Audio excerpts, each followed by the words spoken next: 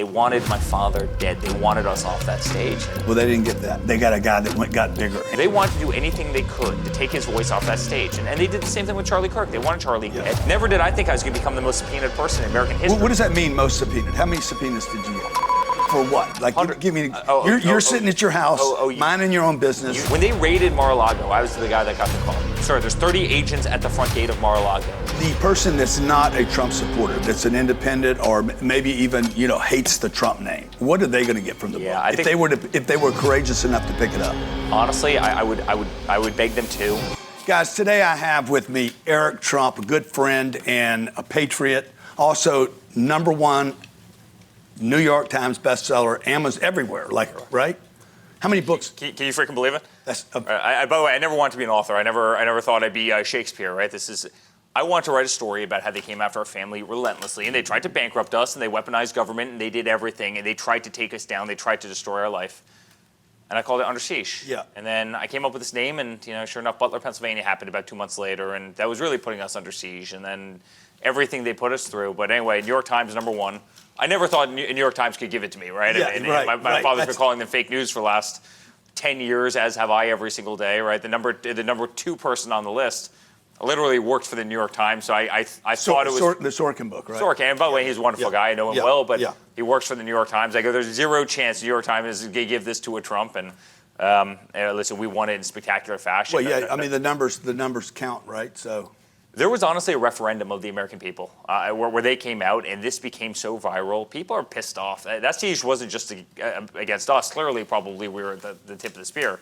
It was against every single American as they deplatformed them. They took away their voice. They took away their religious freedom. They took away their First Amendment rights. They weaponized the IRS against their churches. I mean, people in this country are pissed off, and they literally bought that book by the hundreds of thousands just as a way to say, you know what, F you to the system. Yeah, and I was telling you before this, like selling a book, getting any kind of book sales today is very, very difficult with all the competition from the Instagram and everything that's going on, and the fact that you wrote a book yourself and then read it. Why did you decide to read the book? My wife's listening to it right now. Yeah. She stopped me last night. She rushes into the kitchen. Oh my God, Eric Trump just mentioned you in the book. So Grant, I live on TV, right? Yeah. You live on TV, I live on TV. We have no problem in this kind of format. I'm telling you, reading the book was by far the hardest part of the process.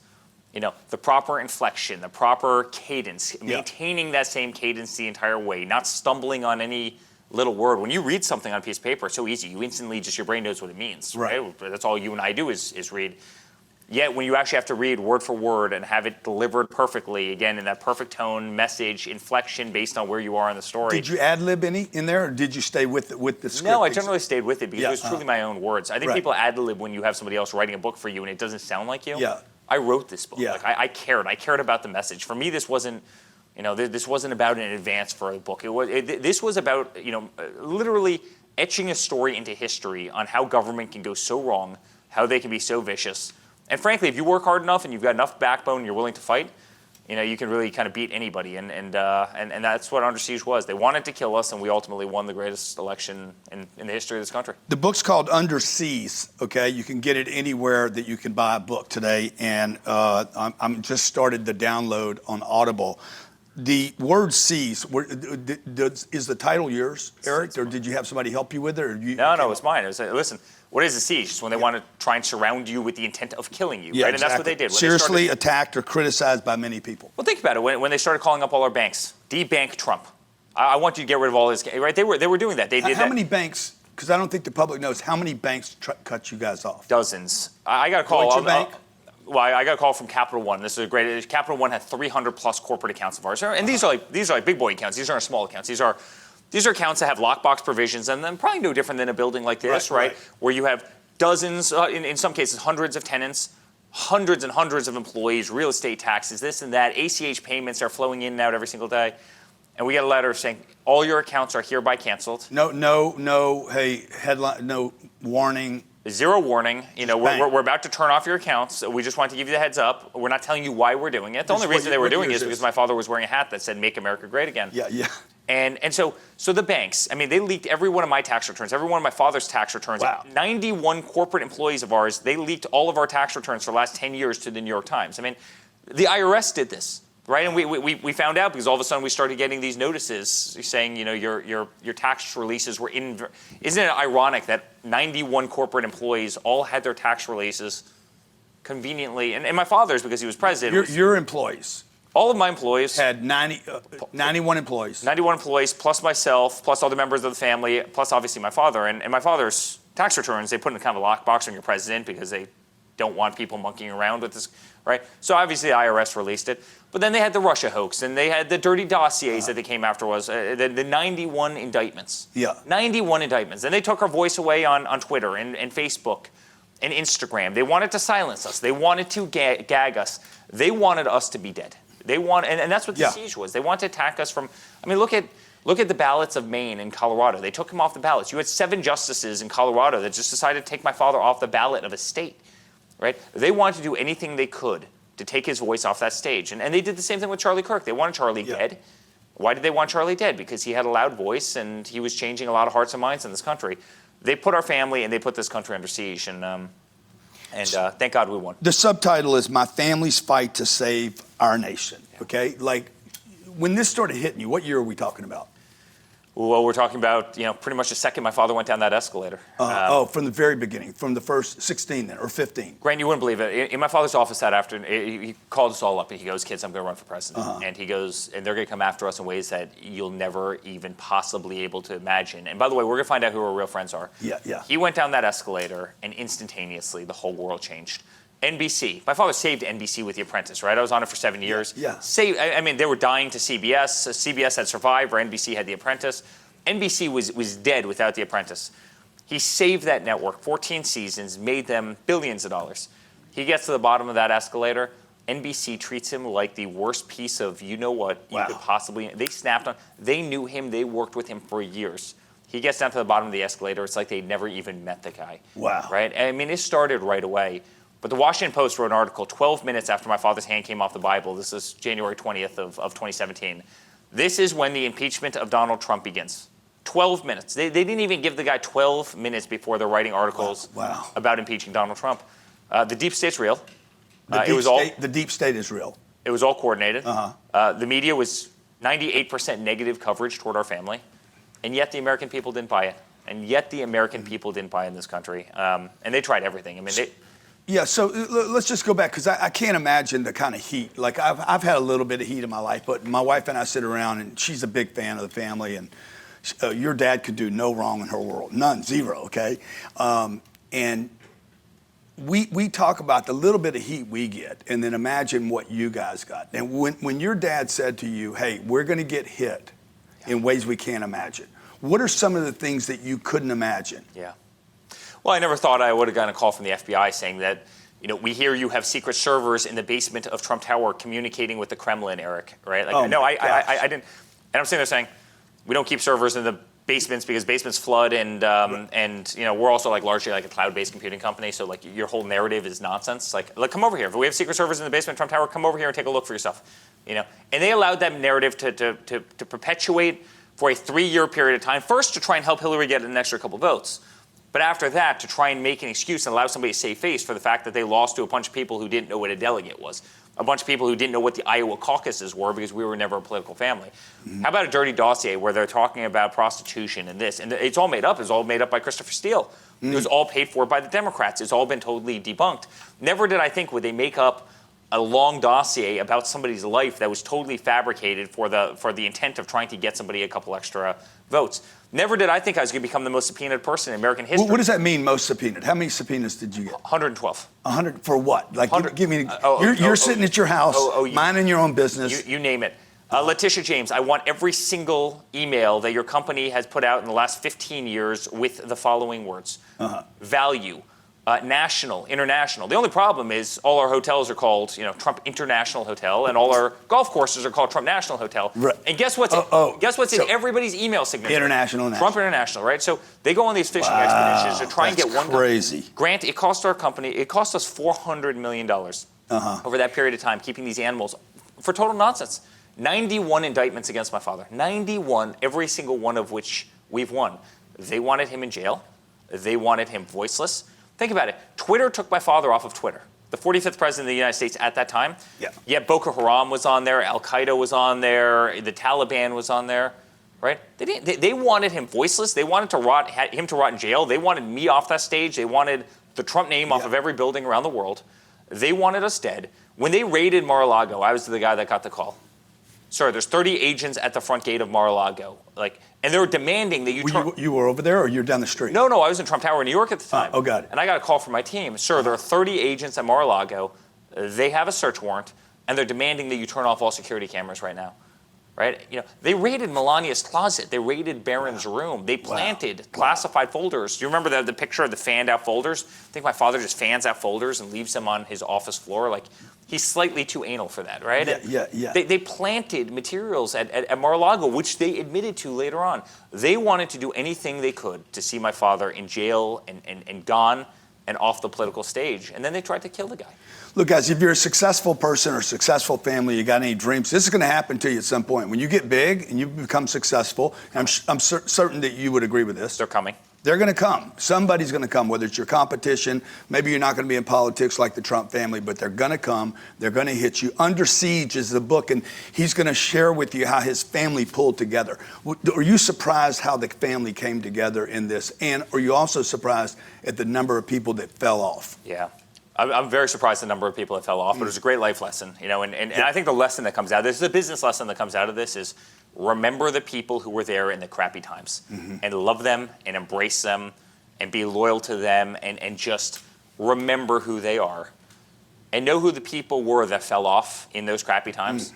My father always called it, in the art of the comeback, he always called it, these were the days that the phone stopped ringing, right? Yeah. Remember when the phone stopped ringing and remember who stopped calling. Right. Not just who did something, but who didn't. And then remember the people who were calling and the people who were calling to check in when it wasn't advantageous to them.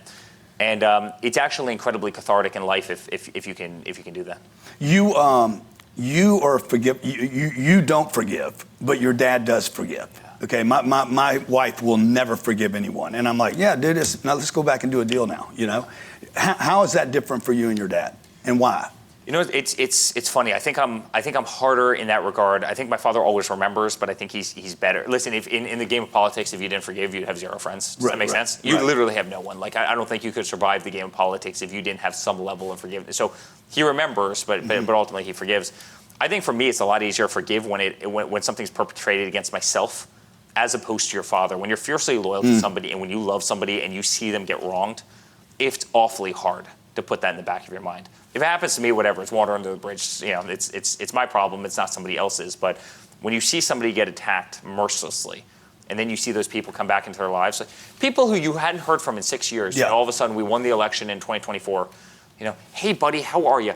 Just wanted to check in. I know we've been quiet, but we've only been quiet because I know how busy you've been. And you're sitting there saying, you, right? If I haven't heard from you in the last 3 years, do me a favor. Lose my number and don't ever call again. And so, I've always taken it probably a little bit more personally than he's taken it. And by the way, I commend him for having the maturity to sometimes not. I just don't like seeing people I love get wronged, and I do hold that internally. In 21, Sherry, was it 21? When did you have his dad speak at the conference? He was out of favor. The world, there was not a MAGA yet. It wasn't like what it is today. And we had him speak down the street. We had Tom Brady, I don't know if you know the story, Magic Johnson, and another kid drop out. We had your dad open. It was a surprise. And literally, I get off stage with your dad. It's one of the greatest moments of my life, engaging him. The audience loved it. I go to the back. Jared, the president of the company, walks up to me and says, "Oh my God," he's got this look, "Oh my God." I said, "What?" He's like, "Brady canceled, Magic Johnson canceled." I remember this. And this other kid, I won't even mention it, he's such a punk, canceled. And I'm like, okay, well, whatever, dude. Yeah. Like, that shocks me. It does. That people that successful, financially, personally, professionally, aren't able to exercise their own freedom. What I've learned over the last 10 years is some of the most successful people are also the people that have the weakest backbone. And I don't know why. I would see this. I mean, you had Rex Tillerson, right? He was a great example. Exxon, but he ran ExxonMobil. He went into the White House, and I mean, there was like, the winds would slightly tack to the right, and he'd be running for the hills, and yet you have other people who would just, they would sit there and they weren't running Fortune 500 companies, and they would sit there and they would just ingrain themselves, and they would fight. It's sometimes the strongest people, the people who held the biggest personas, the people who were the most revered, are actually the weakest, meekest people, and sometimes it actually shocks me that they could possibly get to the positions they got in without having that backbone and that tenacity and that fight. There were a lot of those people. It's amazing when you say that about Magic Johnson, or when you say that about Tom Brady, people who are captains of their respective industries and not showing up because they were offended by what somebody could have possibly said at the moment. Give me a break. Give me a break. It's crazy. I know it costs us hundreds of millions of dollars with Cardone Capital, of people saying, "Hey, I want my money back. I don't want to be invested in your projects if you're going to be this supportive of Trump." And I'm like, okay, perfect. Take your money back. Fine. It's fine. Yeah. But I had a banker here that came to me and said, "Hey," he was leaving a meeting with me. He's like, "Hey, is there a net positive for you to be political?" And I said, "Yeah, I'm going to lose somebody. But net positive, I've gained more followers and supporters because I took a position." Yeah, no, I think that's right. And I think so many of these people actually called the wrong team. Listen, at the end of the day, like it or not, my father won the popular vote in this country by a lot. He won every swing state in this country. Every state in the nation tacked to the right. We won places Miami-Dade. He won by 11 points in Miami-Dade, right where we are right now. 11 points in Miami-Dade. Yeah, that's never happened. Miami-Dade hadn't been won by a Republican in 38 years, right? So I think you were on the right side of that trade, right? And by the way, I think you were on the right side of it morally too. The reality is, why did it take a billionaire from New York to have to stand up and say, "Listen, I think it's wrong. The guys Eric Trump's size, 6'5" and 215, are swimming in collegiate women's sports. You've got a beautiful daughter. I know her incredibly well. Is it fair if in college I swim against your daughter? No. It's insane. It's insane. And why did it actually take somebody that has backbone that... My father didn't care. He said what he thought, and people absolutely loved it. But the fact that some of these people, those athletes that you mentioned, the fact that executives were kowtailing to people who were espousing just crazy ideas which are so unbelievably unpopular at this point. Woke is dead in this country. We were right. We got it right, and we won. It boggles my mind. I mean, it truly, truly boggles my mind. Yeah, look, the country's under siege. You think this is still going on right now? I mean, I see what's going on in New York with Mandambi, and then in California it's just going off the... Do you think people should still be concerned about this idea of the government being too powerful and weaponizing against families? Oh, you better believe the Democrats had no other playbook other than to weaponize government. I mean, that's what they did. That's what Under Siege is totally about, and it was all coordinated, and it was done in so many ways that people can't even possibly imagine. Obviously, what's happening in New York is crazy. Listen, I grew up, I developed countless things in New York. I run projects in New York. I have big buildings in New York. I have commercial buildings. We have residential buildings. We've got, half of Fifth Avenue in terms of retail. I know New York as well as any person in the world, and what's happening. I mean, to have a communist effectively go into the greatest capitalistic city in the world, New York needs three things. Yeah. Safe streets, safety, cleanliness. Yeah. And just give us reasonable taxes. Give us like North Carolina-style taxes. Give us 4% taxes or something. And New York will be just, no city in the world can beat it. Instead, what do they do? You think this guy can win? Not only do I think he could win, I think he will win. You do? Yeah, unfortunately. I think he's going to win. I think he's going to win, frankly, in a landslide. Wow. Listen, when you're promising free everything to everyone, it's attractive. And by the way, there's a lot of people out there, he's not a good politician. No, Mandami's a good politician, right? I mean, he's got a great lineup. Shit, it's crazy. Yeah.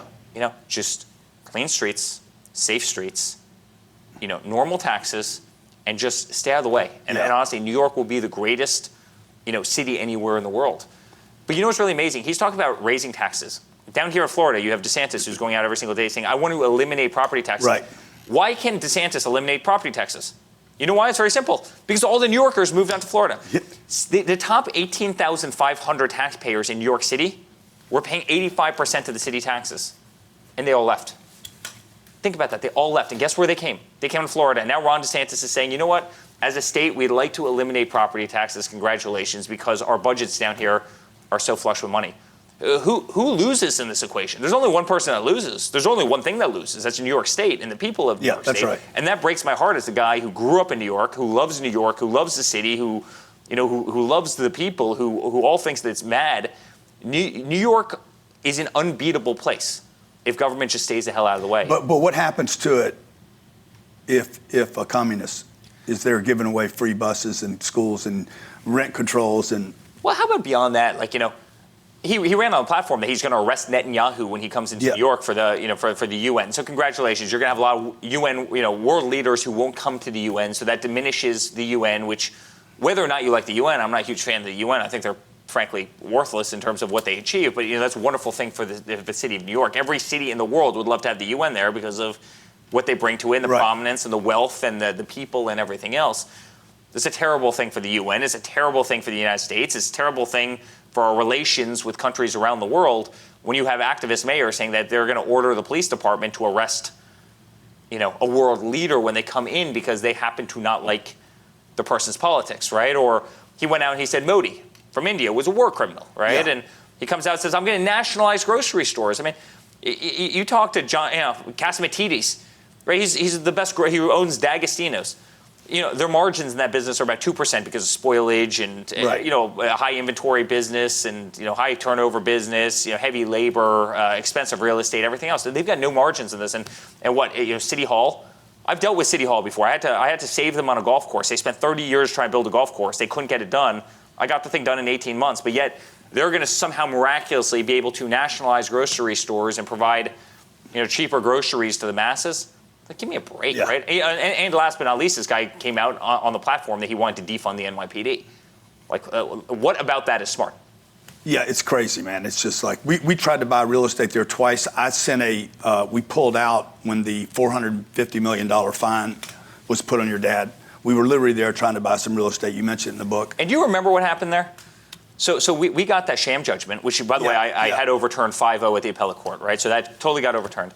And you came in the next day and said, listen, I have a massive project. I want to invest $500 million, whatever the number was at the time, that's right. in New York. And then Kathy Hochul, in response to you, the governor of New York, comes out. I'll never forget this quote. Don't worry. We would only do this to Trump, but everybody else, don't worry about it. We'll never do the same thing to you. It's crazy, man. I'm like, if you do it to him, you do it to me in a second. Well, of course. And I won't be able to defend it. But just think about the notion of that. Think about, we'll just do it to this guy, but don't worry about everybody else. Everybody else is fine. We're just gonna do it to this. I mean, they did it because they wanted our family dead. They wanted my father dead. They wanted us off that stage. And well, they didn't get that. They got a guy that got bigger. And your whole family, and you talk about this in the book, it sounds like your family actually pulled together. Yeah, we were almost like masochistic, I say, and I kind of joke about that. You have like a propensity toward like the love of feeling pain. But we also didn't have a choice. Yeah. We didn't have a choice. Like, where are you going to go, huh? It was kind of like sink or swim. Like, you either, I said to my father one day, we left the courthouse in New York, right, after 34 felony convictions. And I'm sitting next to him, we're in the car going up the FDR Drive. And he goes, honey, I'm not sure how, but somehow we're going to win this whole thing. And I'll never forget how remarkably positive he was in maybe the lowest moment of his life.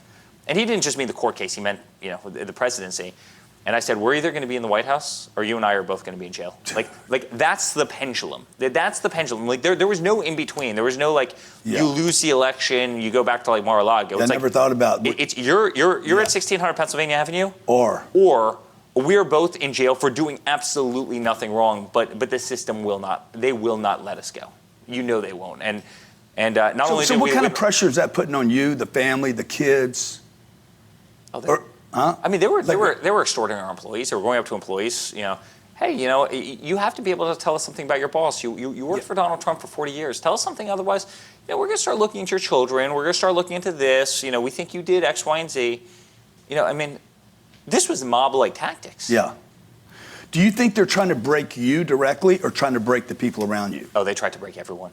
They tried to break everyone. Wow, dude, that's crazy. And they wanted everyone to turn against my father. They wanted everybody to testify against him, make up lies against him. They were goading people into doing it.